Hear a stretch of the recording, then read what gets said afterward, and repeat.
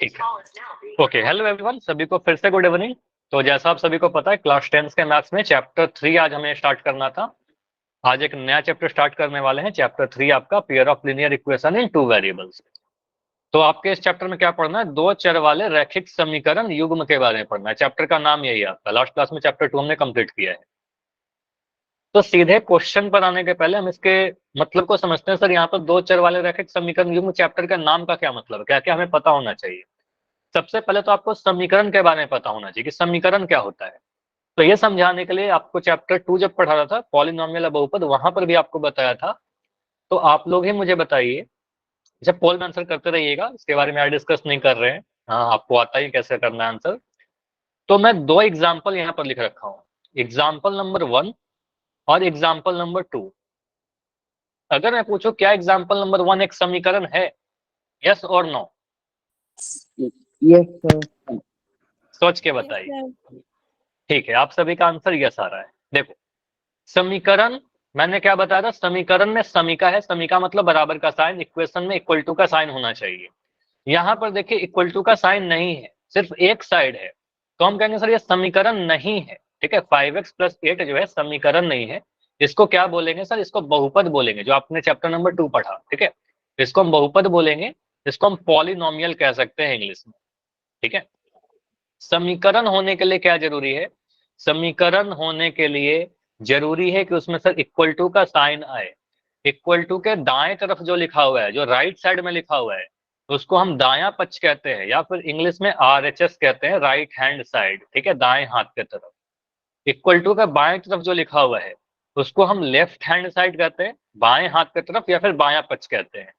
अब मैं पूछूं कि एग्जाम्पल 1 समीकरण है क्या? आप लोग बोलोगे नहीं सर, इक्वेशन 1 समीकरण नहीं है। लेकिन इक्वेशन 2 समीकरण है क्या? अब बताओ। इक्वेशन नंबर 2 हमारा समीकरण है। तो उसको क्या बोलेंगे सर? ये हमारा समीकरण है। समीकरण होने के लिए क्या जरूरी है? क्या याद किया आपने? बताओ। इक्वल टू का साइन। ठीक है, समीकरण होने के लिए इक्वल टू का साइन होना बहुत जरूरी है। यहाँ पर RHS होगा राइट हैंड साइड, और यहाँ पर आपका LHS होगा left hand side. LHS equal to RHS हो जाएगा। अब मैं एक और एग्जाम्पल पूछ ले रहा हूँ। मुझे बताइए, अगर मैं ऐसे लिख दिया 2x - y, यह एक समीकरण है क्या? No sir. नो। अब आपका आंसर आएगा नहीं सर, ये एक समीकरण नहीं है। इसको हम क्या बोलेंगे? इसको हम बहुपद बोलेंगे। ठीक है, जो आपने चैप्टर 2 में पढ़ा। लेकिन अगर मैं लिख दूं 2x - y = 0, अब ये समीकरण बन गया क्या? यस, अब ये समीकरण बन गया, क्योंकि हमारा इक्वल टू का साइन आ गया। ठीक है, इक्वल टू का साइन रहेगा तभी समीकरण होगा। ठीक है, समीकरण तो सर समझ गया, अब कंफ्यूजन नहीं होगा इसमें। आगे जो वर्ड देखोगे चैप्टर का, तो उसमें रैखिक समीकरण की बात की गई है। तो आपने कहीं ना कहीं पहले रैखिक बहुपद पढ़ा है। तो रैखिक बहुपद से ही रिलेट कीजिए रैखिक समीकरण को। लीनियर पॉलिनोमियल पढ़ा था, रैखिक बहुपद में क्या था? सर, चर की अधिकतम घात 1 होती है। तो रैखिक समीकरण में क्या होगा? ऐसा समीकरण जिस समीकरण में चर की वेरिएबल की अधिकतम घात 1 होगी, उसको ही रैखिक समीकरण कहेंगे। मतलब चर, एक बार रिवाइज करिए, चर क्या होता है? चर को आप इंग्लिश में क्या कहते हो? वेरिएबल, जिसका वैल्यू फिक्स ना हो, जिसका वैल्यू बदलते रहे। और इसको रिप्रेजेंट करने के लिए इंग्लिश का अल्फाबेट लेते हैं। फॉर एग्जाम्पल XYZ, या फिर ABC, कुछ भी लिख सकते हो। ठीक है, इंग्लिश का कोई भी अल्फाबेट चर होता है, वेरिएबल होता है। तो चर का अधिकतम घात कितना होना चाहिए? घात 1 होना चाहिए। ठीक है, चर का घात अगर 2 हो जाएगा, 3 हो जाएगा, 4 हो जाएगा, तो रैखिक नहीं कहलाएगा। ठीक है, तो अगर मैं यहाँ पर लिखूं 2x + 7 = 13, क्या यह रैखिक समीकरण है या नहीं है? बताइए। Yes sir. तो आप बोलोगे, देखो यहाँ पर आप क्या क्या देखोगे सर? इक्वल टू का साइन है, मतलब समीकरण है। चर जो है x, उसकी घात 1 है, तो हम कहेंगे सर ये बिल्कुल रैखिक समीकरण है। ठीक है, अगर मैं लिख दूं x² + 9 = 3, यह रैखिक समीकरण है क्या? No sir.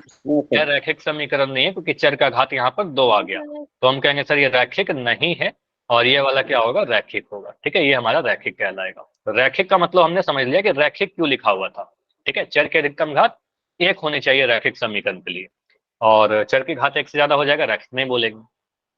अब रैखिक समीकरण सर कितने टाइप के हो सकते हैं? बहुत टाइप के हो सकते हैं, इसमें कोई भी ऐसा नहीं कि इतने टाइप के होंगे, या बहुत टाइप के हो सकते हैं। लेकिन हमारे सिलेबस में क्या पढ़ना है हमें? स्क्रीन रुक गया है क्या? ठीक है, तो अगर मैं बोलूँ कि हमारे सिलेबस में कितने टाइप के पढ़ने, तो हमारे सिलेबस में जो हमें पता होना चाहिए सर, उसमें वेरिएबल के नंबर के हिसाब से हम उसको डिवाइड करते हैं। 1 चर वाला, 2 चर वाला, 3 चर वाला, 5 चर वाला, तो देख लीजिएगा कितने चर उसमें यूज किए गए हैं समीकरण में। तो या तो आपका रहेगा, देखिए आपके सिलेबस में दो चीजें हैं, या तो एक चर वाला रैखिक समीकरण, या तो आपके लीनियर इक्वेशन में सिर्फ वन वेरिएबल रहेगा, या तो एक्स को यूज करेगा, या तो वाई को यूज करेगा, फिर जेड को यूज करेगा, कोई एक। या फिर हो सकता है सर रैखिक समीकरण दो चर वाले, दो चर, linear equation in two variable.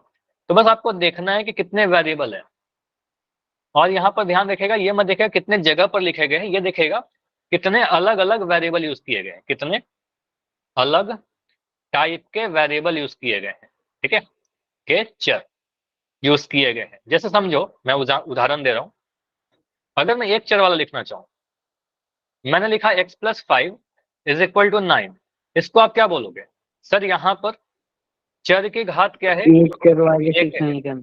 Nice. तो यहाँ पर चर x है, एक ही चर है, और उस चर की घात एक है, तो हम क्या बोलेंगे सर? रैखिक भी है और एक ही चर वाला है, समीकरण तो है ही, हम कहेंगे सर एक चर वाला रैखिक समीकरण है।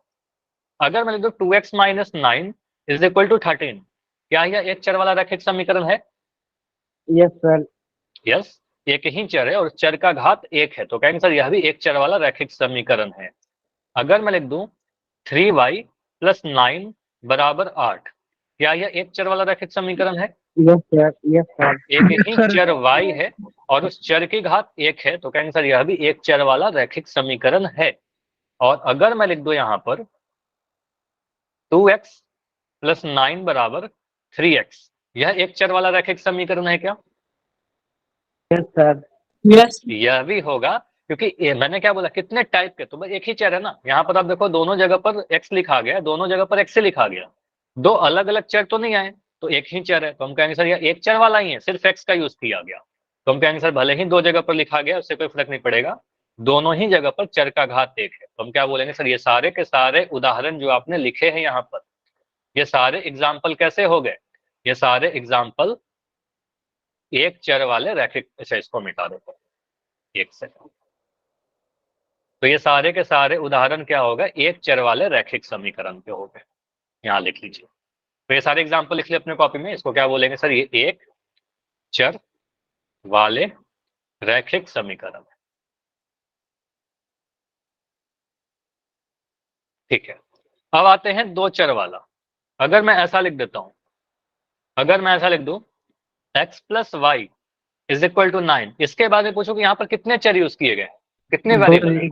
दो चर वाले वेरिएबल है, x और y, है ना। हाँ, दो चर वाला रैखिक से बहुत बढ़िया। तो दो अलग अलग चर है सर, x और y, इसको बोलेंगे सर ये दो चर वाला रैखिक समीकरण है। रैखिक क्यों बोल रहे हैं? देखिए दोनों वेरिएबल पर पावर एक ही है, घात एक है, ठीक है। अगर मैं ऐसा लिख दूं 2x - 9y = 13, बस यस या नो में आंसर दीजिएगा, क्या यह दो चर वाला रैखिक समीकरण है? Yes sir. ठीक है, दो चर वाला रैखिक समीकरण है, दोनों जगह पर चर दो है और दोनों ही जगह चर की घात एक है, तो दो चर वाले रैखिक समीकरण है। मैं लिख दिया 3y - 9 = 2z, यह दो चर वाले रैखिक समीकरण है क्या? Yes sir. Yes sir. तो हमें दिख रहा है सर दो अलग अलग चर हैं, एक चर y है और एक चर z है, दोनों ही जगह पर चर की घात एक है, तो रैखिक भी हो गया। समीकरण है क्योंकि इक्वल टू का साइन है। Good evening. समीकरण भी है और ये दो चर वाले रैखिक समीकरण है, ठीक है। तो ये सारे उदाहरण को आप क्या बोलोगे? ये सब सारे उदाहरण दो चर वाले रैखिक समीकरण है। क्लियर सभी को इतना कि एक चर वाला और दो चर वाला रैखिक समीकरण कैसे पहचाना? ये हमारा दो चर वाला रैखिक समीकरण, ठीक है। सारे एग्जाम्पल लिखते चलिएगा आप लोग, और नहीं तो अगर नहीं लिख पा रहे हो तो स्क्रीनशॉट ले लीजिएगा, फिर बोल दीजिएगा सर लिख जाइए, ठीक है। ये हो गया। अब हमें जो थोड़ा डिस्कशन करना है ना, एक चर वाला और दो चर वाला रैखिक समीकरण के हल पर डिस्कस करना है, सॉल्यूशन पर। इस सॉल्यूशन का मतलब क्या होता है सर? उसका मतलब क्या पढ़ा था हमने पहले? थोड़ा ऐसे पढ़ा है, जैसे कि अगर मैं लिख रहा हूँ यहाँ पर एक एग्जाम्पल लिख रहा हूँ, मैंने एक चर वाला रैखिक समीकरण लिखा x + 5 = 9। अब मैं पूछूं यहाँ पर इसका हल बताइए, तो हल बताने का मतलब आप बोलोगे सर x का वैल्यू आपसे पूछे जा रहा है, बताओ x का वैल्यू क्या? 4। सॉल्व कैसे किया? हमने बोला सर x का वैल्यू निकालना, तो ये 5 को उधर भगा देंगे, उधर भागाएंगे तो ये प्लस का जो 5 है उधर जाकर माइनस माइनस का का 5 हो जाएगा, नाइस, तो यहाँ पर जाकर माइनस हो जाएगा, तो प्लस का 5, ये समझ लीजिएगा, ये प्लस का साइन उधर जाएगा तो माइनस का साइन हो जाएगा, तो ये माइनस बन गया। तो यहाँ से x का वैल्यू क्या आ जाएगा, 9 - 5 = 4। तो हमने बोला x = 4 क्या कहलाएगा, इसका एक हल कहलाएगा, एक सॉल्यूशन कहलाएगा। ठीक है, यहाँ तक तो सर हमें पता ही था, कुछ नया नहीं पढ़ा। अब कुछ नया सीखोगे। x = 4 जो है इसका एक हल है। क्या 4 के अलावा कोई और नंबर होगा जिसमें 5 में मैं जोड़ू तो 9 मिल जाए? 4 के अलावा कोई और भी हल होगा क्या? सोचो थोड़ा, सोचिए। 4 के अलावा मैं कह रहा हूँ x + 5 = 9, 4 रखेंगे तो 9 तो मिल जाएगा, लेकिन 4 के अलावा 5 में कोई और संख्या 4 के अलावा जोड़ने पर 9 मिल रहा हो, बताओ यस सर। कौन सा नंबर होगा, बताओ। 2 + 2।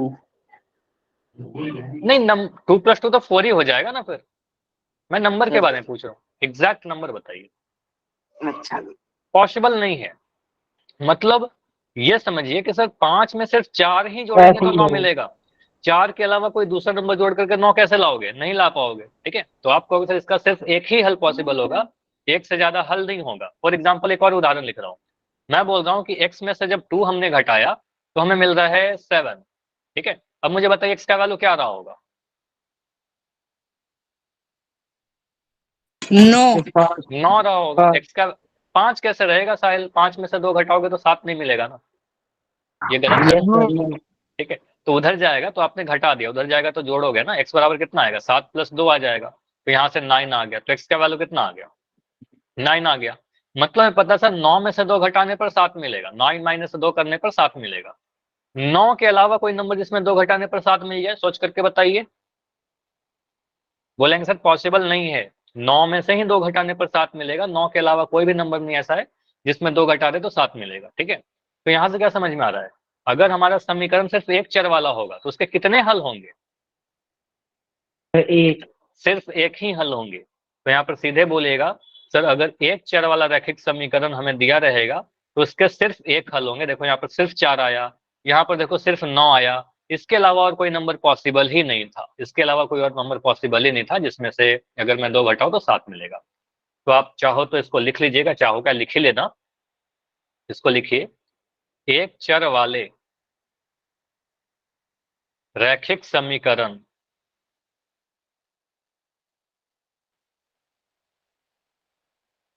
सिर्फ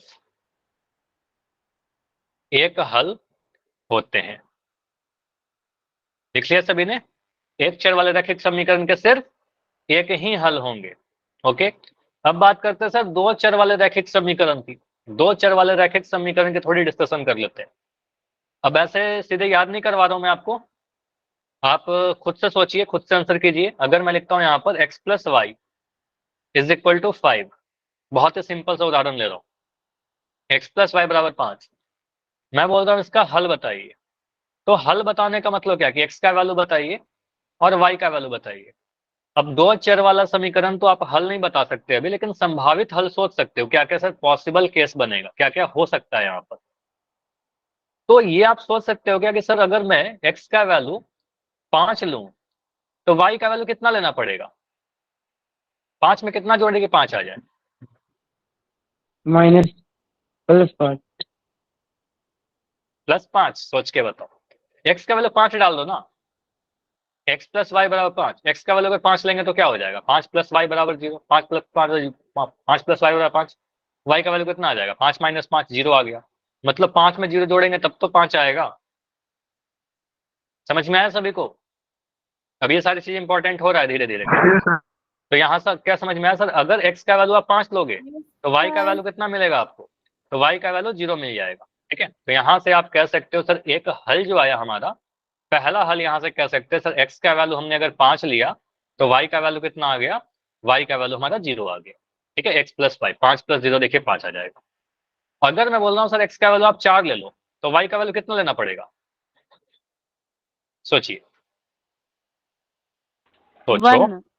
1, तो 4 में 1 जोड़ देंगे सर हमारा 5 आ जाएगा।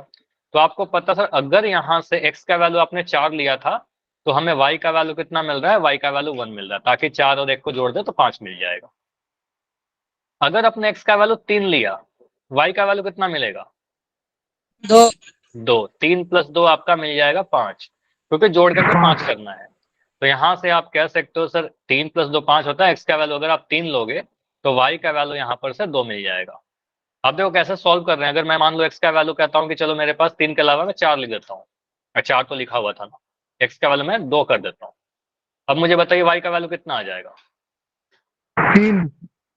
3। तो आपको पता सर 2 + 3 = 5 आ जाएगा। तो x का वैल्यू हमने बोला कि अगर हम 2 ले रहे हैं तो y का वैल्यू मेरे पास 3 आया। ठीक है, x का वैल्यू 2 था तो y का वैल्यू हमारे पास 5 है। यहाँ हमने x लिखा, यहाँ y लिखा।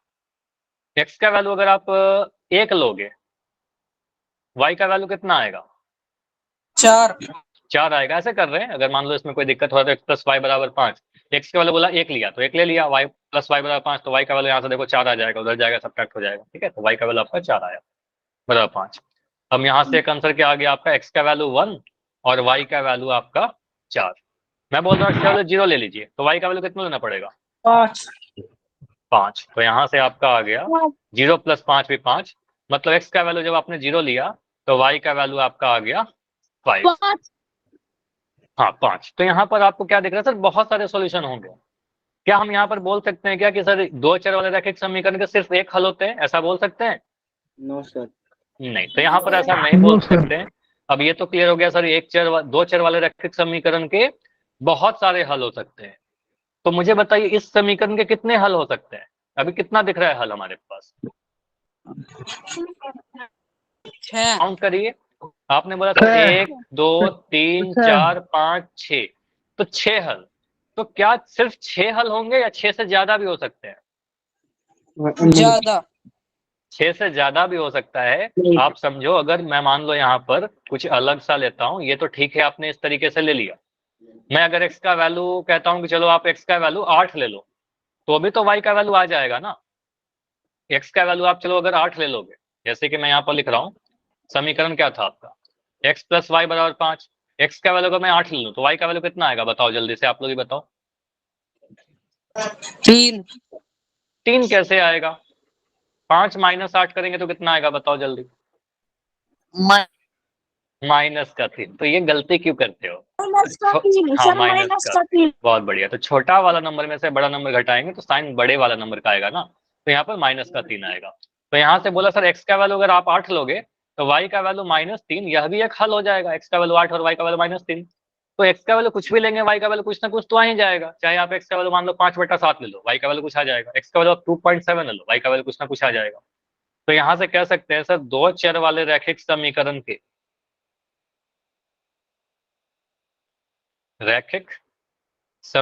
के कितने हल होंगे बताओ? अनेक अनगिनत लिख दीजिए, बेटर होगा। अनगिनत हल होंगे, ठीक है, अनेक भी लिख सकते हैं, कोई दिक्कत नहीं है।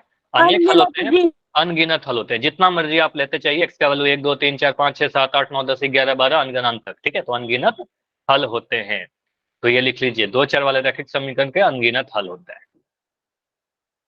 ठीक है, तो ये तो समझ में आ गया सर, इनफाइनाइट सॉल्यूशन होते हैं 2 चर वाले रैखिक समीकरण के। जैसे यहाँ पर आपको दिख रहा है कुछ 5 6 हल तो मैंने लिख दिए और एक हल इधर लिख दिया, ऐसे ऐसे बहुत सारे हल लिख सकते हैं। अब इस हल को हम रिप्रेजेंट कैसे करते हैं, ये क्या होता है हल का मतलब, और ग्राफ के फॉर्म में कैसे सीखते हैं। तो इस चीज को सीखने के लिए, और ये हल रिप्रेजेंट क्या करता है मैथमेटिक्स में ग्राफिकल फॉर्म में, इस चीज को सीखने के लिए ग्राफ पर आते हैं। ठीक है, ग्राफ पेपर जो आपने देखा है उस पर किसी भी समीकरण को प्लॉट करते हैं। और ये समझ लीजिएगा, चैप्टर नंबर 2 में भी आपको पढ़ाया था कि अगर मैं कोई भी रैखिक समीकरण का ग्राफ बनाऊं, रैखिक समीकरण का ग्राफ, इसका आकृति कैसा आता है, आपको बताया था क्या चैप्टर 2 में? रैखिक बहुपद का बताया था ना, उसका ग्राफ क्या होगा, रैखिक है ना। रैखिक कहने का मतलब क्या, सरल रेखा। तो जहां भी रैखिक रहेगा तो उसका मतलब सरल रेखा समझिएगा। तो इसका जब आप ग्राफ बनाओगे, जब प्लॉट करोगे तो एक सरल रेखा ही बनेगा। तो कोई भी रैखिक समीकरण का जब ग्राफ बनाओगे तो क्या स्ट्रेट लाइन बनेगा।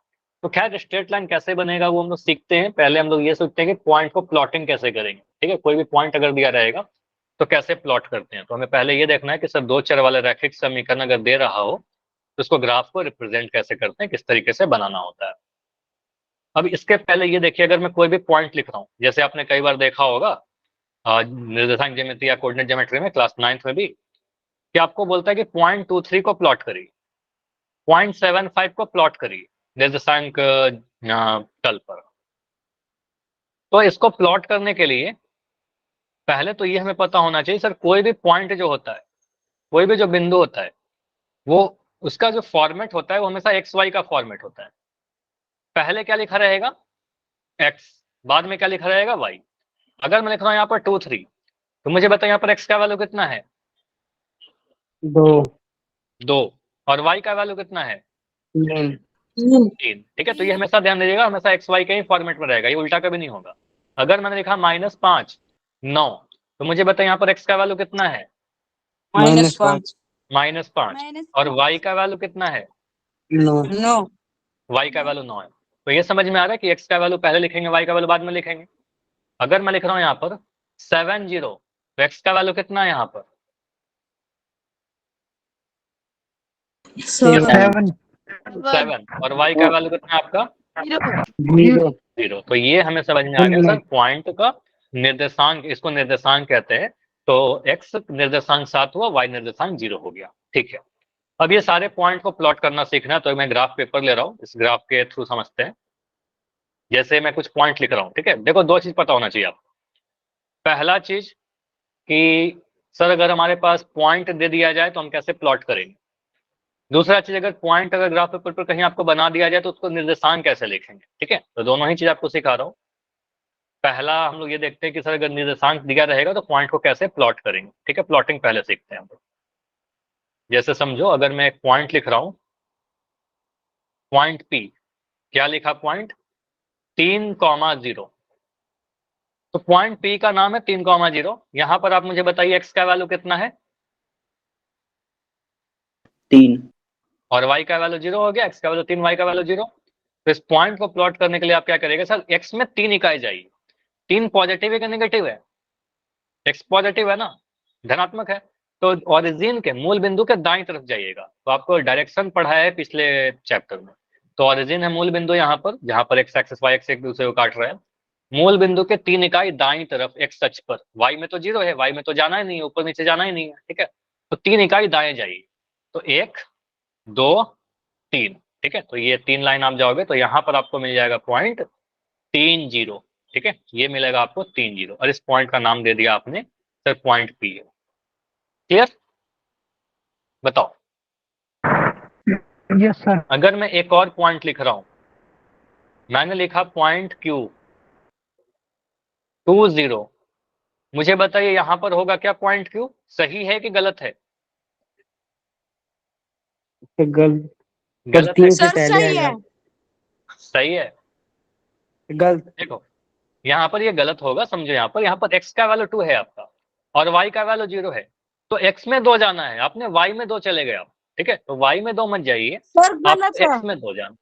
हाँ, एक्स में जाइएगा आप। यहाँ पर आप क्या बोलोगे, सर एक्स में 2 इकाई दाईं तरफ, वाई में नहीं जाइए।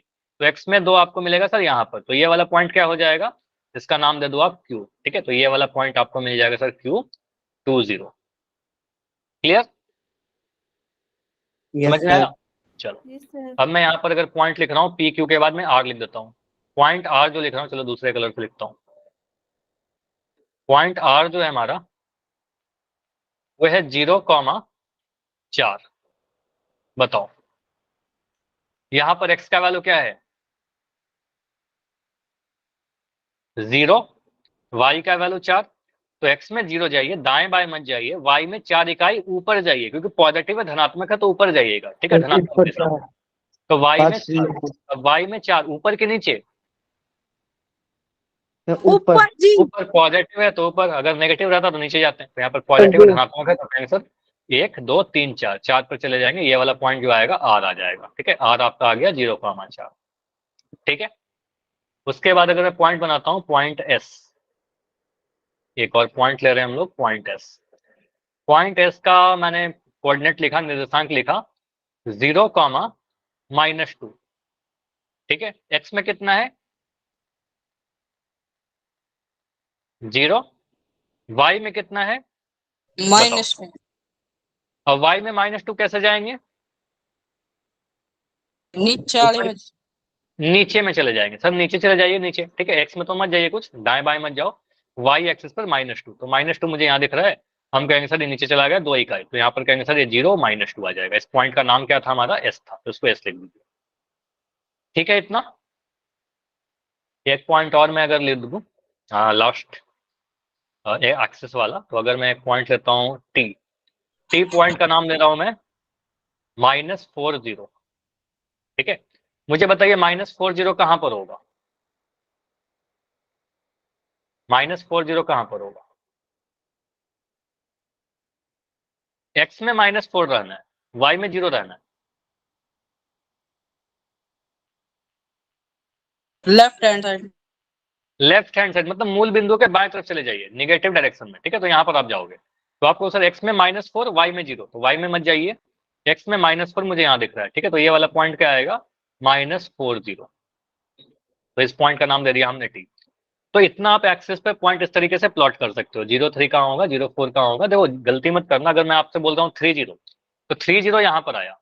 अगर 0 3 बोलता, तो 0 3 जब बोल रहा हूँ तो 0 3 करने का मतलब एक्स में 0, वाई में 3, तो 0 3 यहाँ पर आएगा, ठीक है। ये 0 3 आएगा।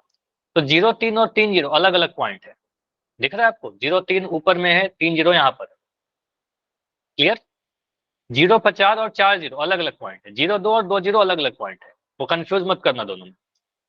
चलो इसको मैं मिटाता हूँ, और ठीक है, कुछ और स्पेशल पॉइंट लिखते हैं। जैसे कि अगर मैं लिख रहा हूँ पॉइंट कुछ ऐसा, मैंने पॉइंट लिखा एम, इस पॉइंट का नाम दिया 2,3, ठीक है। कोऑर्डिनेट दे दिया 2 3।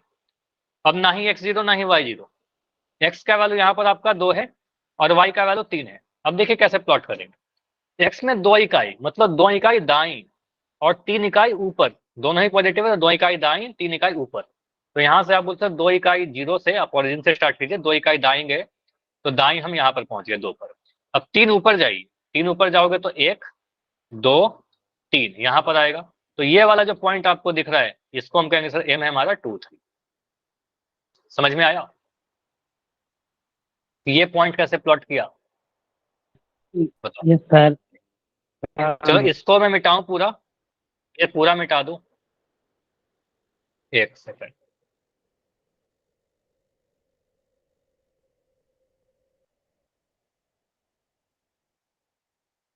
चलो इसको मैं मिटाता हूं यहाँ पर। पिछले पेज पर ऐसे शायद है ये सारी चीज, ठीक है, उस पर है। यहाँ पर कुछ और टाइप के पॉइंट हम लोग सीखते हैं, ठीक है। चलो, ये सारी चीजें हटा रहा हूँ। इस पेज को आपने, हाँ सिंपल है, इस पेज की आप स्क्रीनशॉट ले लो। पहले ले लिया सभी ने, या नोट तो किया ही होगा। चलो आगे आते हैं। अगर मैं एक पॉइंट ले रहा हूँ पॉइंट पी, इस पॉइंट का नाम दे रहा हूँ मैं 3, -2। अब मुझे बताओ ये 3 - 2 कहाँ पर जाएगा। एक्स में 3 दाया, वाई में किधर जाएगा, -2 है यहाँ पर वाई का, नीचे जी। नीचे। तो देखिए आप क्या करोगे सर, एक्स में 3 वाई में -2, तो एक्स में 3 आपको दिखेगा, मूल बिंदु से स्टार्ट कीजिए, हमेशा मूल बिंदु से स्टार्ट कीजिए, 3 मतलब दाई तरफ। तो 1 2 3 यहाँ पर पहुंच गए, ठीक है, इस पॉइंट पर पहुंच गए। अब -2 मतलब नीचे जाना है 2 इकाई, तो 1 2, तो यहाँ पर आप चले जाओगे, आपको सर ये वाला जो पॉइंट मिल रहा है हमें, ये पॉइंट मिल रहा है पॉइंट पी, 3, -2, ठीक है। तो इस तरीके से पॉइंट प्लॉट कर लेंगे। चलो ये पॉइंट तो प्लॉटिंग हो गया। अगर अब मैं आपसे पूछूं, अब निर्देशांक आप लोग बताइएगा। मैं यहाँ पर एक पॉइंट बना रहा हूं, इस पॉइंट का निर्देशांक बताइए। पॉइंट टी का निर्देशांक क्या लिखेंगे। टी का एक्स क्या है, वाई क्या है। तो 3 और 2। 0,3। 3 और 2, देखिए सर 2 3 यहाँ 2 पर 3। 2 और 3, ठीक है। अब देखो इसमें क्या करते हैं, सबसे आसान तरीका बता रहा हूँ, कुछ भी नहीं करना है। जिस बिंदु के बारे में पूछा जाए ना, उस बिंदु पे खड़े हो जाइए। सोचिए कि यहाँ पर आप हो, पहले आपको एक्स देखना है, पहले आपको एक्स अक्ष देखना है, फिर आपको वाई एक्सिस देखना है। जो भी दिख जाएगा वो लिख दीजिएगा। तो यहाँ से आप देखोगे एक्स एक्सिस को, तो एक्स एक्सिस तो नीचे है ना, एक्स एक्सिस ये वाला है आपका एक्स एक्स डैश, वाई ये वाला है। तो एक्स एक्सिस को देखेंगे तो नीचे दिख रहा है क्या मुझे, फिर ये दिख रहा है मुझे 2, तो आप लिख दीजिए यहाँ पर 2। वाई एक्सिस को देखिए, वाई एक्सिस में क्या दिख रहा है 3, तो यहाँ लिख दोगे सर 3, तो 0.23 है। समझ में आया? ये वाला पॉइंट है 2 3। क्लियर? यस इस सर। पॉइंट के बारे में बताइए, ये पॉइंट क्या रहा होगा? -2 5। -2, बहुत 5। बढ़िया। तो अगर मैं इस पॉइंट को ए बोलता हूँ तो ए के लिए क्या बोलेंगे सर? पहले एक्स एक्सिस को देखिए, तो एक्स एक्सिस को देखेंगे तो नीचे मुझे दिख रहा है एक्स एक्सिस, एक्स अक्ष, तो एक्स अक्ष दिख रहा है सर -2। अब वाई को देखिए, तो वाई को दिख रहा है सर, तो वाई देखा तो 5 दिखा, तो दिख रहा है सर पहले एक्स लिखना होता है, मैं -2 लिख दिया, फिर वाई लिखा -2 5। ठीक, चलो ये पॉइंट के बारे में बताओ, ये पॉइंट क्या है? अगर इस पॉइंट का नाम मैं देता हूँ एल, एल का वैल्यू बताइए। -3, -2। बहुत बढ़िया। तो यहाँ पर आप देखोगे सर एक्स एक्सिस को पहले देखा तो एक्स अक्ष मुझे ऊपर दिख रहा है, तो एक्स एक्सिस को देखा तो यहाँ पर -3 दिखा, वाई को दिखा तो वाई मुझे -2 दिखा, तो पहले एक्स लिखते हैं -3, फिर वाई लिखते हैं -2, तो -3 -2। तो अब जहां तक मुझे लगता है कि पॉइंट आप आसानी से प्लॉट कर लोगे, अगर कोई पॉइंट के बारे में निर्देशांक पूछो तो निर्देशांक भी आप मुझे बता दोगे। क्लियर? Yes sir. अब आप ग्राफ बना सकते हो। अब देखो ग्राफ कैसे बनाएंगे, और मतलब समझे, जैसे मैंने बोला ना कि बहुत सारे हल होते हैं, तो उस हल का मतलब भी आपको समझ में आ जाएगा, हल इतने सारे क्यों होते हैं। एक मैंने इक्वेशन लिख रखा है, x + y = 6, दो चर वाला रैखिक समीकरण है, ऑफकोर्स दो चर है, रैखिक है, समीकरण है। अगर आपसे बोलता है कि चलिए इसका ग्राफ बनाइए, आलेख बनाइए, तो आलेख बनाने के लिए, कोई भी लाइन का आलेख बनाने के लिए आपको सिर्फ और सिर्फ 2 पॉइंट चाहिए, ठीक है, मतलब 2 हल चाहिए आपको, ठीक है, 2 हल या 2 पॉइंट, क्योंकि 2 पॉइंट मिल जाएगा तो उसको मिला दोगे, आपका लाइन बन जाएगा, ठीक है। तो आप क्या करते हो यहाँ पर, सर मुझे बताइए, अगर मैं x + y = 6 ले रहा हूं, अगर x का वैल्यू 0 रहेगा तो y का वैल्यू कितना मिलेगा? बताओ। अच्छा। अगर x का वैल्यू, तो y का वैल्यू 6 आ जाएगा, 0 रख दीजिए ना, आपको सर x का वैल्यू 0 डाल देते हैं, तो 0 + y = 6, तो यहाँ से आपका मिल गया सर y = 6, मतलब x का वैल्यू 0 तो y का वैल्यू 6, तो एक पॉइंट मुझे मिल रहा है सर पॉइंट 0,6, x का वैल्यू 0, y का वैल्यू 6, तो x y को पहले में मैंने लिख दिया, x y ऐसे लिख रहा हूँ, ठीक है, x y पहले x लिखते हैं फिर y लिखते हैं। अब मुझे बताइए, अगर मैं y को 0 कर दूं तो x का वैल्यू कितना आएगा?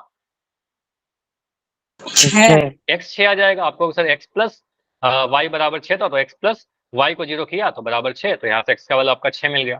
तो आपने बोला सर अभी भी तो पॉइंट, अब यहाँ पर 0 6 मत लिखोगे, आप बोलोगे सर x का वैल्यू 6 है तो y का वैल्यू 0 है, तो x का वैल्यू 6, y का वैल्यू 0, ठीक है। तो आप ऐसे करोगे सर, एक पॉइंट हमें दिख रहा था क्या, एक पॉइंट दिखा था 0 6, इस पॉइंट को मैंने a बोला और इस पॉइंट को मैंने b बोला, तो a b लिखिए, तो 0 6 आपको कहाँ दिखेगा?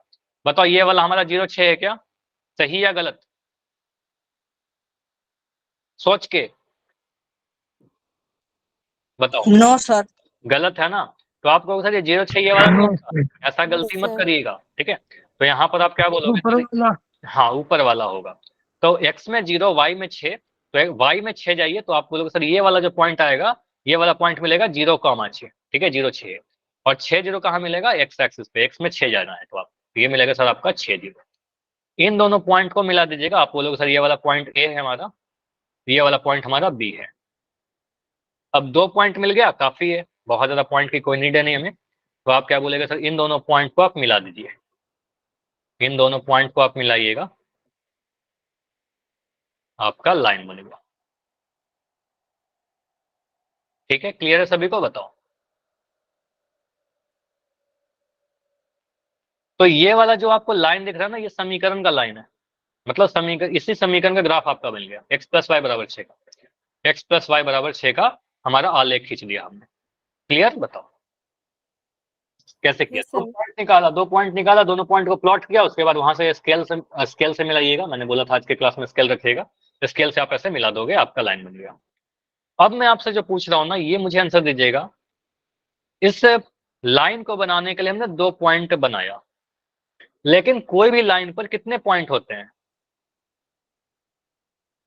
बताओ। कोई भी लाइन पर, अगर मैं एक लाइन यहां पर बना दूं, इस लाइन पर टोटल कितने पॉइंट रहे होंगे इस लाइन के ऊपर? अनगिनत। अनगिनत पॉइंट रहे होंगे, 2 पॉइंट कैसे रहा होगा? देखो ना, पॉइंट ए हो गया सर, यहाँ पर पॉइंट बी होगा, यहाँ पर पॉइंट सी होगा, यहाँ पर पॉइंट डी होगा, यहाँ पर पॉइंट ई होगा, हम जितनी मर्जी उतनी पॉइंट बना सकते हैं, किसी भी दो बिंदु के बीच में बहुत सारे पॉइंट हो जाएंगे, ठीक है। तो हम कह सकते हैं इस लाइन पर अनगिनत बिंदु होंगे, होंगे या नहीं होंगे? या एक लाइन जो है अनगिनत बिंदु से मिलकर बनता है ना, आपको पहले भी पढ़ाया है 9th क्लास में, ठीक है। तो एक लाइन जो है अनगिनत बिंदु से मिलकर के बनते हैं, क्लियर हुआ? तो एक लाइन पर तो अनगिनत बिंदु होते हैं, तो यहाँ पर मैं बोलूँ कि कुछ और बिंदु बना करके दिखाइए इस लाइन के ऊपर, तो आप कहते हो, कह सकते हो सर क्यों नहीं बना सकते हैं? बिल्कुल बना सकते हैं, चलो मैं बनाकर दिखाता हूँ आपको। तो इस पर आप चाहो तो ऐसे ऐसे पॉइंट लिख सकते हो। इस वाले पॉइंट को देखिए, क्या ये वाला पॉइंट हमारा इस लाइन के ऊपर स्थित है कि नहीं है? ऑफ कोर्स स्थित है, यस सर। ऊपर ही तो है। इस पॉइंट का निर्देशांक बताइए। एक्स देखोगे तो एक्स मुझे दिख रहा है सर 2, वाई दिख रहा है 2,4। 2,4, ठीक है। अब आप लोग मुझे बताओ, क्या ये वाला जो पॉइंट मैं बना रहा हूं क्या लाइन के ऊपर स्थित है कि नहीं है? 4,2। 4,2, तो ये भी लाइन के ऊपर ही स्थित है 4,2। अगर मैं इस पॉइंट की बात करूं, ये पॉइंट के बारे में बता दो। 3,3। सभी लोग सोच के बताइएगा, सभी को समझ में आ रहा है ना? ऐसा नहीं कि एक ही बच्चा आंसर देते रहे, सभी लोग बताइए, सभी को समझना है। तो यहाँ पर क्या बोलोगे? तो ये वाला जो पॉइंट है, इस पॉइंट को क्या बोलेंगे सर? एक्स में 3, वाई में 3, तो यहाँ पर आपका मिल रहा है सर 3,3। क्लियर? क्या बोलो नो साहिल? सर, ये चार, ठीक है ना? ये चार ठीक है, दो वाला समझ तो नहीं आया। 4,2 वाला नहीं समझ में आया? देखो ना, एक्स का वैल्यू यहाँ, अगर मैं इस पॉइंट के बारे में पूछूं तो यहाँ से एक्स का वैल्यू देखिए, तो एक्स का वैल्यू क्या है आपका? 4 है। वाई का वैल्यू क्या दिख रहा है? वाई का वैल्यू 2 दिख रहा है, तो यहाँ पर 4,2 लिख दिया। Yes sir. क्लियर? चलो, तो इस यस तरीके से सर। आपको देखना होता है निर्देशांक। तो हमें ये दिख रहा है सर, इस लाइन के ऊपर इनफाइनाइट पॉइंट हो सकते हैं, बहुत आगे भी जाएंगे तो ये लाइन तो खत्म नहीं हो रहा ना, दोनों तरफ तीर का निशान बना रहता है, मतलब आगे भी तो बढ़ते जाएगा, और भी पॉइंट होंगे, बहुत सारे पॉइंट होंगे, ठीक है। तो ये सारे पॉइंट क्या हैं? ये सारे के सारे पॉइंट इस समीकरण के हल हैं। कैसे हल है सर? देख लीजिए, सारे के सारे इसको सेटिस्फाई करेंगे। जैसे कोई भी पॉइंट आप इसके ऊपर बनाओ ना, जितना जितना मैंने बनाया, इनमें से कोई भी एक पॉइंट उठा लीजिए। मैं एक पॉइंट ले रहा हूं, जैसे कि 4,2। क्या 4 और 2 को जोड़ने पर 6 मिलता है?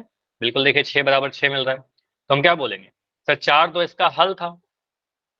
तो इस लाइन पर जितने भी पॉइंट होंगे वो सारे के सारे इसके हल होंगे या नहीं होंगे? इस लाइन के ऊपर जितने भी पॉइंट सारे के सारे इसके हल होंगे, ठीक है। अगर मैं बोल रहा हूं कि एक पॉइंट, ये वाला पॉइंट ले लीजिए, इस पॉइंट का निर्देशांक बताइए, जो मैं यहां पर लिख रहा हूं, लिखा ये पॉइंट, इसका नाम देता हूं चलो के। इस पॉइंट का नाम बताइए, हाँ निर्देशांक बताइए। एक्स कितना है, वाई कितना है, बताओ। एक्स कितना है इसके लिए? 1,5। 1,5, तो एक्स का वैल्यू मुझे दिखा सर, एक्स एक्सिस को देखेंगे तो 1 दिखा, वाई को देखा तो 5 दिखा यहाँ पर, ठीक है। तो आपको सर ये वाला 5 था, तो पॉइंट आ गया 1,5, ठीक है। क्या 1,5 इस लाइन के ऊपर स्थित है कि नहीं स्थित है? बिल्कुल, दिख यस ही तो सर। रहा है स्थित है।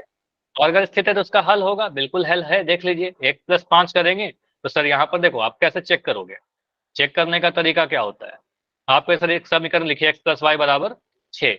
1, 5 के लिए x का वैल्यू आपका 1, y का वैल्यू 5, पुट कर दीजिए। 1 + 5 = 6। देखिए 6 = 6 आ गया, 6 = 6 आ गया, तो बोल के बोलेंगे यस, समीकरण को संतुष्ट कर रहा है, वो हल होगा, हल होगा और लाइन पर स्थित होगा। मुझे बताइए, एक पॉइंट यहाँ पर मैंने बनाया, ये पॉइंट का निर्देशांक बताइए। ये पॉइंट जो लिया मैंने, पॉइंट टी, 2,2। 2,2। 2,2, एक्स में मुझे 2 दिख रहा है, वाई में भी 2 दिख रहा है, ठीक है। एक्स में मुझे 2 दिख गया और वाई में भी 2 दिख गया, ठीक है। 2, 2 लिख ले आप लोग। क्या ये वाला बिंदु टी जो है इस लाइन के ऊपर स्थित है या नहीं है? इस लाइन के नो ग्राफ के ऊपर सर। है? नहीं है सर। तो नहीं, क्यों नहीं है? क्योंकि देखो, उसके समीकरण को संतुष्ट ही नहीं करेगा, उसका हल ही नहीं है वो। आप देखोगे सर, x + y = 6, एक्स का वैल्यू 2 रखिए, y का वैल्यू 2 रखिए और यहाँ पर 6 कर दीजिए, तो क्या मिल रहा है सर? 2 + 2 = 4 = 6। ये सही है कि गलत है? गलत है। गलत है। आप बोलोगे सर LHS जो आया वो RHS के बराबर नहीं आया, तो LHS RHS के बराबर नहीं आया तो हल नहीं है, और हल नहीं है तो लाइन पर स्थित होगा कि नहीं स्थित होगा? नहीं होगा, ठीक है। No sir. तो सिंपली यहाँ पर हम दो कंक्लूजन निकल करके आता है, ये समझिएगा, दो चीज आपको ध्यान देना है कि हमारे पास, ये चीज आपको ध्यान देना है कि अगर हमारे पास दो चर वाले रैखिक समीकरण है तो कंक्लूजन नंबर 1, कंक्लूजन नंबर 2। पहला कंक्लूजन कि दो चर वाले रैखिक समीकरण के आलेख पर स्थित प्रत्येक बिंदु, जितने भी बिंदु होंगे, अनंत बिंदु होंगे, वो सारे के सारे समीकरण का हल होता है। तो एक लाइन के ऊपर अनगिनत बिंदु होते हैं, तो दो चर वाले रैखिक समीकरण के इसीलिए अनगिनत हल होते हैं। ठीक है, और रैखिक समीकरण का प्रत्येक हल जो होगा वो रैखिक समीकरण के आलेख पर स्थित होगा, और अगर स्थित नहीं है इसका मतलब वो उसका हल नहीं है। क्लियर? फॉर एग्जाम्पल, हो सकता है कुछ चीजें नहीं समझ में आया हो, मैं एग्जाम्पल के तौर पर बोल रहा हूं कि हमारे पास कोई एक समीकरण का इक्वेशन दे रखा था, यहां पर मैंने मान लो कुछ भी लिख दिया, इक्वेशन L1 लिख दिया, मान लो L1 है, इक्वेशन रहा हो कुछ। अगर मैं बोल रहा हूं कि इसके ऊपर एक पॉइंट मैं बना रहा हूं कि पॉइंट 23, इस, मुझे बताओ पॉइंट 23 L1 के ऊपर स्थित है कि नहीं। मान लो एक इक्वेशन लिख देता हूं, ax प्लस बी वाई बराबर सी, ऐसे कुछ लिख दिया, तो क्या 23 इस समीकरण के ग्राफ पर स्थित है कि नहीं है? ग्राफ के ऊपर है कि नहीं है? है। और अगर है तो मुझे बताइए 23 हल होगा कि नहीं होगा? हल होगा या नहीं होगा? तो लाइन पर स्थित है तो हल होगा। अब मैं बोल रहा हूं कि पॉइंट में यहां पर बना दिया 4 5, 4 5 क्या इस समीकरण का हल होगा? 4 5 इस समीकरण का हल नहीं होगा, क्योंकि इस पर स्थित नहीं है। ठीक है, तो 4 5 इस लाइन पर स्थित नहीं है, बाहर में है, तो कहेंगे इसका हल नहीं होगा। क्लियर हुआ? कब हल होगा कब नहीं होगा? Yes sir. तो लाइन के ऊपर आ जाएगा पॉइंट तो हल होगा, लाइन के ऊपर नहीं होगा, हल नहीं होगा। ठीक है, क्या हम हमेशा ग्राफ बना करके चेक करेंगे? नहीं, ग्राफ तो बनाने के लिए आपको आना चाहिए, इसलिए आपको सिखा रहा था, लेकिन आपको ग्राफ बना कर चेक नहीं करना है। परवीन आप माइक बंद कर लो। ठीक है, तो आपको ग्राफ बना करके नहीं चेक करना है। आप कैसे चेक करोगे? इक्वेशन में वैल्यू पुट करके चेक करोगे। फॉर एग्जाम्पल, मैं बहुत ही सिंपल सा एक क्वेश्चन दे रहा हूँ, उसके बाद और भी पोल करेंगे। जैसे मैंने लिखा x प्लस वाई बराबर 20 लिख दिया। ठीक है, अब मैं बोल रहा हूँ कि आप चेक करिए कि क्या इसके ग्राफ पर, ठीक है, इसका ग्राफ बनाएंगे तो क्या बिंदु 12,8 इसके ग्राफ पर स्थित होगा, यस या नहीं? ग्राफ बिना बनाए हुए, ग्राफ नहीं बनाना है, बिना ग्राफ बनाए हुए बताओ इसके आलेख पर होगा कि नहीं होगा? तो आप सिंपली देखोगे सर पॉइंट क्या दे रखा है, पॉइंट दे रखा है 12,8, मतलब कहेंगे सर एक्स वाई, एक्स का वैल्यू कितना है 12, वाई का वैल्यू कितना है 8, पुट करिए। एक्स का वैल्यू आप डालोगे सर 12 प्लस 8 बराबर 20, तो क्या दिख रहा है सर 20 बराबर 20। ठीक है, तो हमें क्या दिख गया सर, LHS जो आया वो RHS के बराबर आया। ठीक है, बिल्कुल सही है, तो हम कहेंगे सर यस सर ये स्थित होगा। ठीक है, तो ये वाला पॉइंट स्थित होगा। ठीक है, अगर मैं पूछूं कि हमारे पास समीकरण लिख रखा है x प्लस वाई बराबर 20, और मैंने पॉइंट दे दिया आपको 3,18, ये बताओ ये वाला पॉइंट Q जो होगा स्थित होगा क्या, यस और नो? ये नो ग्राफ सर। नहीं होगा। तो यहाँ पर आप बोलो सर x का वैल्यू कितना है आपका 3 है, y का वैल्यू कितना 18 है, ये x हो गया हमारे पास, ये y हो गया। आप पुट करके देखिए x 3 प्लस 18 बराबर 20, ऐसे लिख दो। 3 प्लस 18 जोड़ेंगे तो सर मिल रहा है सर 21 बराबर 20। ये गलत हो गया ना, तो हम कहेंगे सर ये गलत हो गया, LHS जो है वो RHS के बराबर नहीं आया, और LHS RHS के बराबर नहीं आ रहा है, इसका मतलब स्थित नहीं होगा। तो क्या हमें ये चेक करने के लिए कि लाइन पर स्थित है या नहीं है, क्या हमें ग्राफ बनाना पड़ेगा? नहीं, ग्राफ बनाने के क्या नीड है। ठीक है, हम डायरेक्ट नो कंसेप्ट सर। को यूज करेंगे। ठीक है, तो अगला क्वेश्चन है, आप लोग मुझे बताइए, क्या बिंदु 3 5 समीकरण x प्लस 3y बराबर 18 के आलेख पर स्थित है, यस और नो? क्या बिंदु 3 5 x प्लस 3y बराबर 18 के ग्राफ पर स्थित है? No sir. No sir. आप सॉल्व करके देखिए। देखो इतना जल्दी कैसे आंसर करते हो, फिर जल्दबाजी में क्यों आंसर करते हो? आराम से करिए ना, मैथमेटिक्स से आप, मुझे भी टाइम लगेगा सॉल्व करने में। बिंदु क्या दिया गया आपका, पॉइंट क्या दिया गया है बताओ, कितना पॉइंट है? 3 5 है। 3 5 के लिए मुझे बताइए एक्स का वैल्यू कितना है यहाँ पर, 3 वाई का वैल्यू कितना है यहाँ पर, 5 ये पता है हमें एक्स वाई का फॉर्मेट चलता है हमेशा एक्स वाई। समीकरण क्या लिख रखा है, समीकरण दिया गया है x प्लस 3y बराबर 18। x का वैल्यू 3 और y का वैल्यू 5 पुट करके देखिए, ठीक है। x का वैल्यू 3 दे डालिए, तो x के जगह पर मैं 3 डाल दिया, प्लस 3 तो 3 है ही, गुना 3y कहने का मतलब क्या, 3y कहने का मतलब 3 गुना y, ठीक है। y का वैल्यू कितना 5 बराबर 18, ये कितना मिल रहा है। सर हाँ जी बताओ। होगा सर, होगा ना, तो ऐसे होगा नो जी। कैसे आंसर आ रहा था पहले, जल्दी में कैसे आंसर कर रहे थे आप लोग। 3 गुना 5 कितना होगा सर, 15 बराबर 18। तो यहाँ से हमें क्या मिल रहा है सर, 3 और 15 को जोड़ेंगे तो 18 मिलेगा, 18 बराबर 18। देखो इतना मुझे भी आप पूछोगे तो मुझे इतना टाइम लगेगा सोल्व करने के लिए, तो इतना जल्दबाजी मत करिए। आंसर क्या आएगा हमारा सर, LHS जो आया वो RHS के इक्वल आया, ठीक है। तो इक्वल आया तो बिल्कुल सही है, और सही है तो कहेंगे सर क्या, यस ये वाला जो पॉइंट है इसके समीकरण पर स्थित होगा। हाँ पोल दूंगा, पहले ये बताओ समझ में आया कि नहीं आया। सर आ गया। आ गया, अब मैं सर पोल दूं आ गया। आपको, चलो पोल दे यस रहा हूं, सर। लेकिन ये प्रैक्टिस क्वेश्चन है, प्रैक्टिस क्वेश्चन है आपका। अगर मैं बोल रहा हूं कि x minus 7y is equal to 0, क्या इसके ऊपर, या मैं x minus 7y equal to लिख देता हूं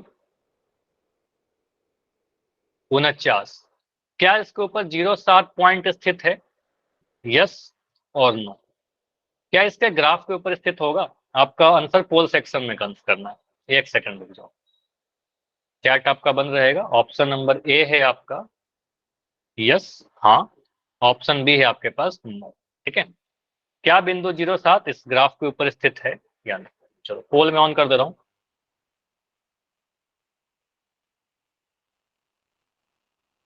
प्रैक्टिस क्वेश्चन।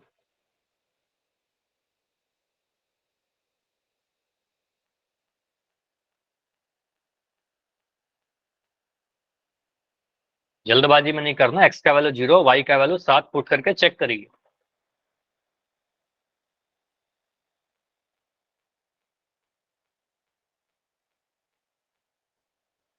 सिंपल सी चीज है कि यहाँ पर बोला गया है पॉइंट क्या, चेक करना है कि इसके ग्राफ पर स्थित है कि नहीं। तो आपको सर एक्स का वैल्यू 0 और वाई का वैल्यू 7, एक्स का वैल्यू 0 वाई का वैल्यू 7 इस समीकरण में पुट करिए x माइनस 7y बराबर 49, ठीक है। पुट करके देखो कि अगर बराबर आ रहा है तो यस होगा, बराबर नहीं आ रहा है तो नो होगा, ठीक है। बस इतना देख लेना है आप कि बराबर है कि नहीं। बराबर आ रहा है, देखो साइन का भी अंतर नहीं होना चाहिए, माइनस का साइन और प्लस का साइन अलग अलग होता है। चलो इसको मैं एंड कर रहा हूँ, इसको डिस्कस करते हैं लास्ट 10 सेकंड में, 10 सेकंड में एंड करेंगे, इसके बाद फिर एक पोल और करेंगे। 5 4 3 2 1। देखो इस पोल को मैं एंड कर रहा हूं और इसको समझिए। 1 सेकंड, पोल एंड नहीं हुआ है शायद, चैट आप ऑन। देखो यहाँ पर आपका क्या बोलेगा, कई बार आपको तो ग्राफ बना करके दे जाता है, लेकिन ग्राफ हमेशा नहीं दिया जाएगा आपको। देखो यहाँ पर क्या बोलोगे सर, आप तो देखिए यहाँ पर इस पॉइंट को 0 7 को, तो 0 7 क्या है आपका, इस पॉइंट में आप देखोगे तो x का वैल्यू कितना मिलेगा सर, ये x है ये y है हमारा। तो x का वैल्यू आप बोलोगे सर 0, y का वैल्यू कितना आपका 7। समीकरण क्या है, x minus 7y equal to 49, ठीक है। x का वैल्यू आपका क्या है 0, तो देखिए यहाँ पर x का वैल्यू 0 है, आपने पुट कर दिया 0, माइनस 7 इंटू वाई का वैल्यू कितना आपका 7, तो यहाँ लिख दिया 7 इज इक्वल टू 49। तो ये कितना मिल रहा है, 0 माइनस 7 7 49। हाँ कुछ कह रहे हो क्या। सर मैंने पुल में आंसर नहीं दिया। तो बोलना चाहिए था ना, माइक ऑन करके बता देते कि सर टाइम दे दो। कोई बात नहीं, ये प्रैक्टिस क्वेश्चन था, अगला वाला क्वेश्चन बिल्कुल सेम आएगा, ठीक है। अगला वाला ट्राई करिएगा। तो यहाँ पर आप क्या बोलोगे सर, यहाँ पर 0 माइनस 49 कितना मिलेगा, कौन बताएगा मुझे। 0 माइनस 49 क्या आएगा, प्लस का 49 या माइनस का, माइनस का 49। तो आपको पता ही है माइनस का 49 आ जाएगा। तो यहाँ पर मिल रहा था माइनस का 49 और ये 49, तो माइनस का 49 और 49 बराबर होता है क्या। No sir.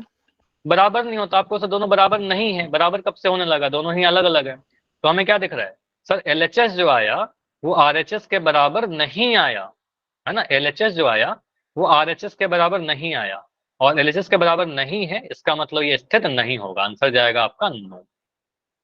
क्लियर हुआ।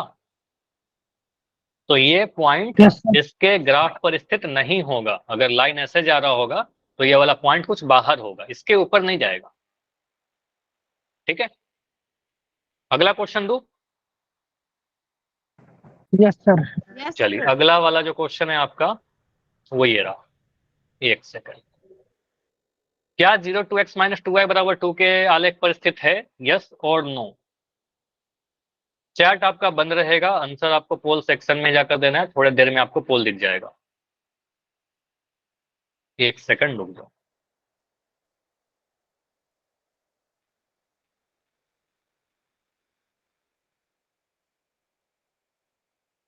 चलो पोल मैंने ऑन कर दिया है।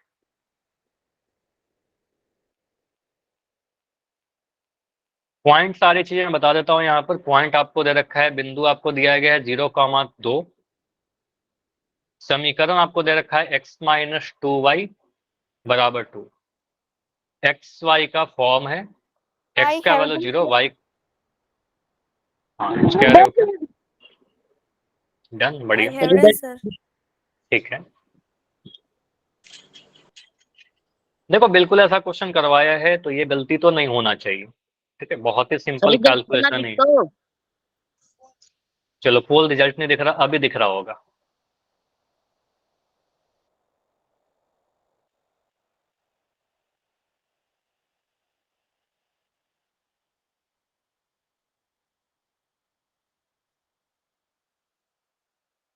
तो एक्स का वैल्यू देखो, बिना सॉल्व के आंसर करोगे, मैं अगर 10 घंटा भी आपको पढ़ा दूं आपका आंसर गलत ही होगा।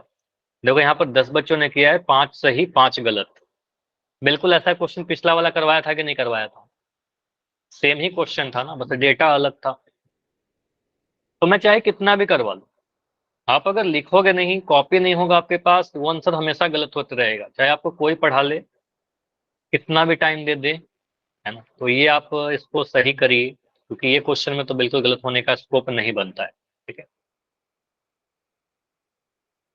ठीक है। कुछ क्वेश्चन ऐसे होते हैं जो ठीक है, वहां पर कैलकुलेशन गलती हो सकती है, लेकिन यहाँ पर भी आप अगर कैलकुलेशन गलती कर रहे हो तो फिर थोड़ा चिंता का विषय है। ठीक है, बाकी बच्चे आंसर कीजिए, कुछ और बच्चे रहते हो।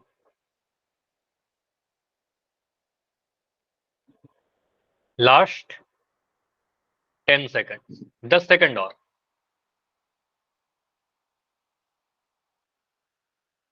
Last 5 second. फिर कितने बच्चों को सही है? अभी आधे आधे हो, 50%, 50-50 है। आधे बच्चों का सही, आधे बच्चों का गलत। ठीक है, 9 डिस्कस करते हैं। बच्चों को। 5 4 3 2 1। देखो यहाँ पर आप में से जो आंसर आए हैं, 16 बच्चों ने आंसर किया है, और ये बड़ा हैरानी की बात है कि यहाँ पर 9 बच्चों का आंसर गलत है और 7 बच्चों का आंसर सही है। 16 में 9 आंसर ये है और 7 आंसर ये है। अब यहाँ पर देखो कैसे आपने सॉल्व किया, मुझे बताओ क्या गलती कर रहे हो। यहाँ पर आप सिंपली क्या कह सकते हो, सर सम पॉइंट क्या दे रखा है, आप लोग कॉपी ऑन करके मुझे कैमरा ऑन करके आज दिखाइए कैसे आपने सॉल्व किया, क्योंकि मैं देखना चाहता हूँ। अभी नहीं, पहले सॉल्व देख लेते हैं, इसको सॉल्व कर लेते हैं फिर। 0 2, ठीक है। पॉइंट ये रखा है, मुझे बताइए यहाँ पर एक्स का वैल्यू कितना है, क्या है एक्स का वैल्यू? 0 वाई का वैल्यू क्या है? 2 2। तो यहाँ बोला हमने सर एक्स और वाई होता है, इतना लिखना पड़ेगा आपको। ठीक है, अगर नहीं लिखोगे तो आंसर गलत होगा। ठीक है, उसके बाद आपका समीकरण है x - 2y = 2। x - 2y = 2। X का वैल्यू कितना है आपका? 0, डाल दिया 0। -2 इंटू वाई का वैल्यू कितना है आपका? 2। 2 इंटू 2 = 2। 0 तो 0 रहा, माइनस 2 इंटू 2 कितना होता है? 4 2 गुना 2 4 होता है बराबर 2। तो यहां से क्या मिल रहा है सर -4 बराबर 2। क्या ये सही है कि गलत है? गलत। इसको आप कैसे सही कह सकते हो? ये तो साफ दिख रहा है सर -4 2 के बराबर कैसे होगा? -4 और 2 अलग अलग नंबर है। -4 2 के बराबर नहीं होता, मतलब LHS जो है वो RHS के बराबर नहीं है। और LHS अगर RHS के बराबर नहीं है, इसका मतलब क्या होगा आपका? इसके आलेख पर स्थित नहीं होगा। ठीक है, तो हमारा आंसर क्या आ जाएगा? नो जाएगा, नहीं स्थित। तो बिंदु 0 2 x - 2y बराबर 2 के आलेख पर स्थित नहीं होगा। समझ में आया कि नहीं आया? तो हमें इस तरीके से पॉइंट पुट करके चेक करना होगा। कई बार आपसे बोलेगा कि कौन सा पॉइंट स्थित है, कौन सा पॉइंट स्थित नहीं है। आप अगर इसे ग्राफ बनाओगे ना, देखो ऐसे बनाओगे, अगर ग्राफ बनाओगे तो कुछ ऐसा जाएगा। तो मुझे दिख रहा था 0 2 देखिए यहाँ पर है, और ये लाइन कुछ ऐसा जा रहा है, तो 0 2 देखिए इस लाइन पर स्थित नहीं है ना, लाइन इधर जा रहा है, पॉइंट 0 2 इधर है। ठीक है, तो कहने का आंसर क्या आ जाएगा? अभी जाएगा। चलो अभी कैमरा ऑन करके दिखाओगे सारे बच्चे? कैमरा ऑन करके दिखाइए। क्लास इतना ही रखते हैं। आपने कहाँ पर सॉल्व किया था? हाँ जी बताइए।